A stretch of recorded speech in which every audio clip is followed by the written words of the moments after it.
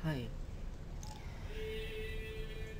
kali ini kita akan bicarakan tema pribadi menarik dan menyenangkan.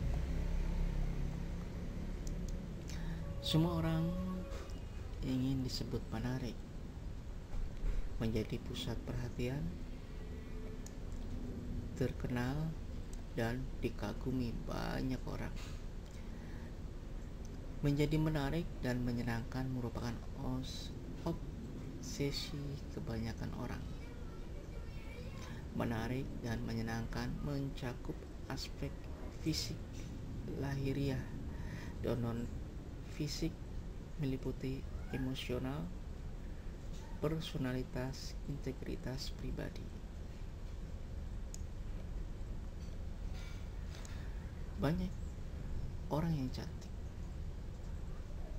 tampan, pandai, dan kaya, namun belum dapat dikategorikan sebagai orang-orang yang menarik dan menyenangkan,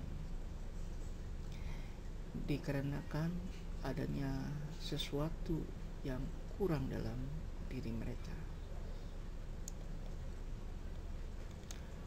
Orang yang menarik dan menyenangkan membuat orang suka padanya dan selalu ingin dekat dan ingin melihatnya serta ingin berinteraksi dengannya.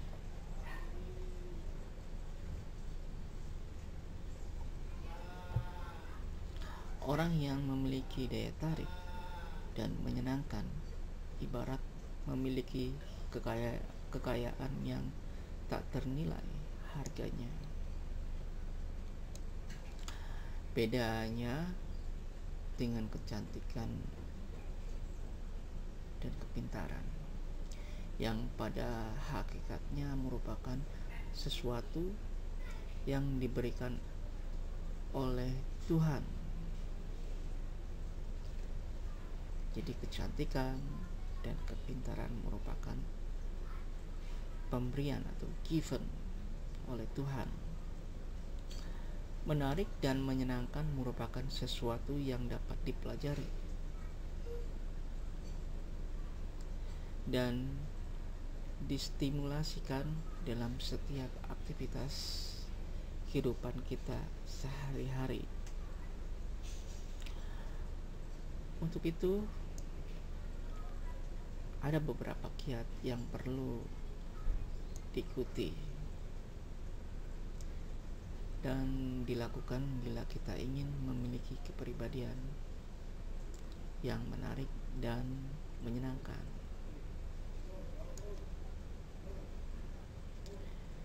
Yang pertama, sopan santun.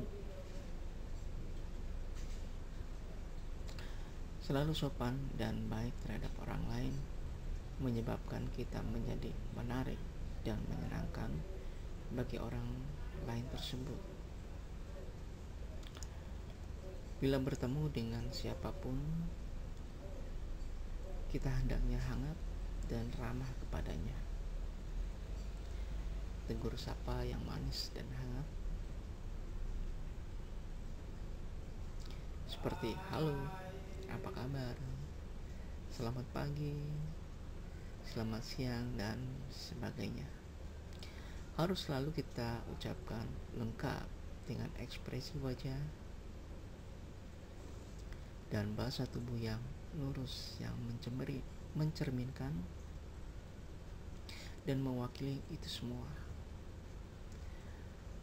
Pada orang yang baru pertama kali kita kenal, sebaiknya kita ucapkan, saya senang sekali bertemu dengan Anda. Kapan-kapan kita berbincang-bincang lagi dan lain sebagainya.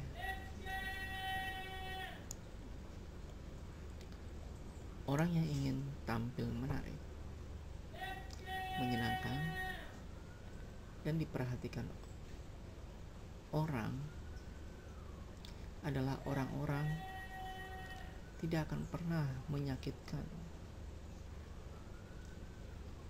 dan melukai hati dan perasaan orang lain. Bila hati orang sudah terluka, maka akan sulit sekali untuk dapat disembuh.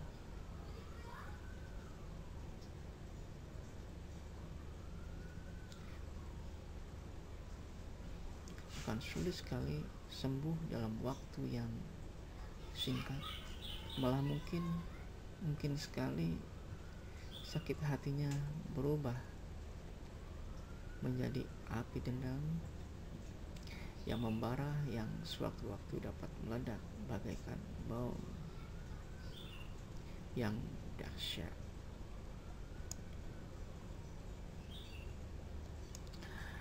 Yang kedua, keramah tamahan. Prinsip, sentuhlah hatinya.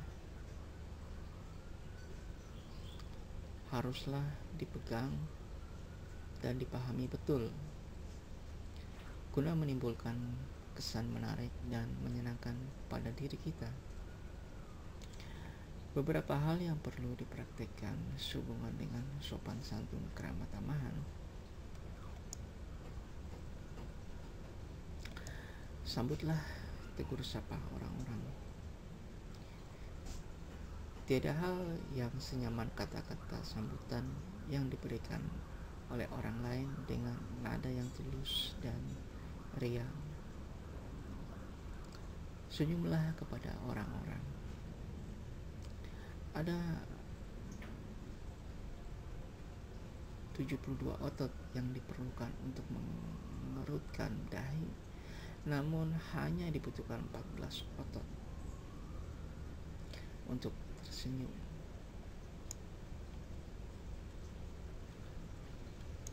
Panggillah orang dengan menyebut namanya.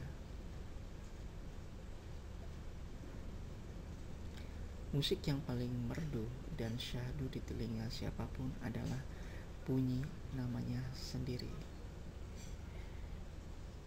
Bersikaplah bersahabat. Bila Anda ingin bersahabat, bersikaplah bersahabat.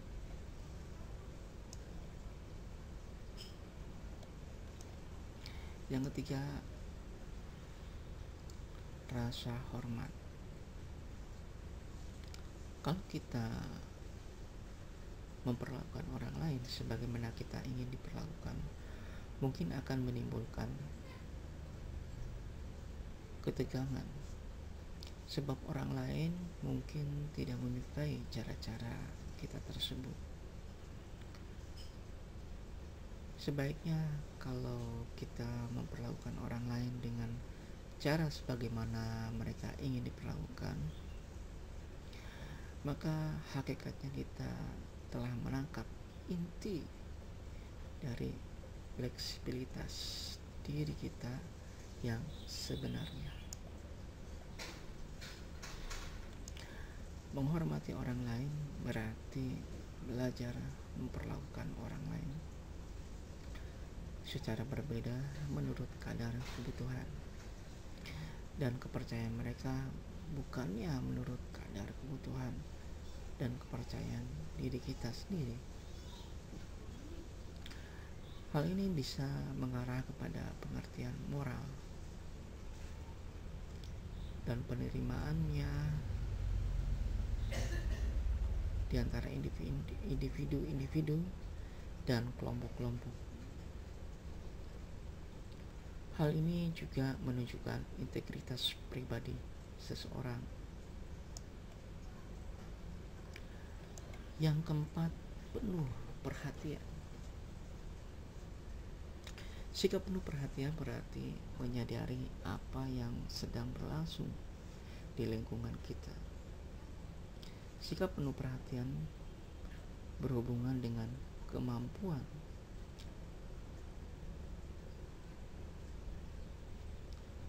membaca situasi yang bersifat atau yang tersirat.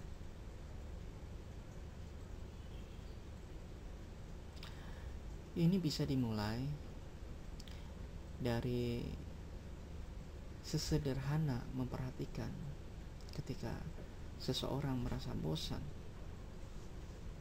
dan merasakan bahwa sekarang bukan saatnya untuk menyampaikan gagasan-gagasan kita.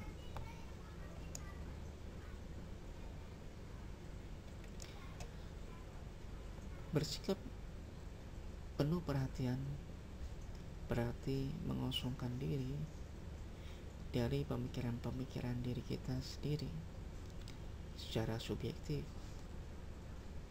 atau melihat dari kacamata orang lain, dan membuka wawasan dan pikiran untuk melihat segala hal di luar kita. Orang yang penuh perhatian juga tahu kapan ia harus bertindak dan kapan ia tidak boleh bertindak. Orang yang tergolong penuh perhatian akan bermain dalam hal kecenderungan, pola-pola, variasi, dan kesempatan. Orang yang penuh perhatian akan memiliki sikap terbuka baik terhadap informasi yang masuk, gagasan, ataupun saran-saran dari orang lain. Terima kasih, semoga bermanfaat bagi diri kita sendiri maupun semua orang.